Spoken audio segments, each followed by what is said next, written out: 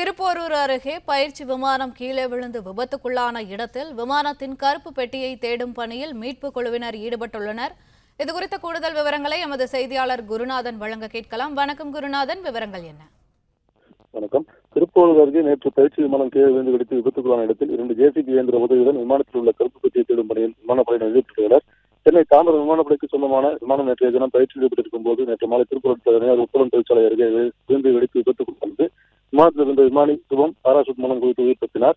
உயிர் தப்பிய விமானி ஹெலிகாப்டர் மூலம் மருத்துவமனைக்கு அழைத்து செல்லப்பட்டு சிகிச்சைக்காக மருத்துவமனை அனுமதிக்கப்பட்டனர். விமான விபத்தில் விமானம் முழுவதுமாக அப்பளம் ஒதுங்கியுள்ளது.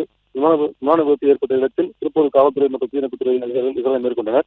விமான விபத்து ஏற்பட்ட இடத்தில் 2வது நாளாக விமானப்படை அதிகாரிகள் 50க்கும் மேற்பட்டோர் ஜேசிபி இயந்திர உதவியுடன் கருப்பு பெட்டியை தேடும் பணியில் ஈடுபட்டு வருகின்றனர். மேலும் விமானம் விழுந்த இடத்தின் அருகேயும் விமான உதிரி பாகங்களை விமானப்படையினர் சேகரித்து வருவது குறிப்பிடத்தக்கது. பிளே ஸ்டோர் மற்றும் ஆப் ஸ்டோரில் இருந்து பாலிமர் செயலியை QR கோடு மூலம் பதிவிறக்கம் செய்யுங்கள். செய்திகளை உடனுக்குடன் பெறுங்கள்.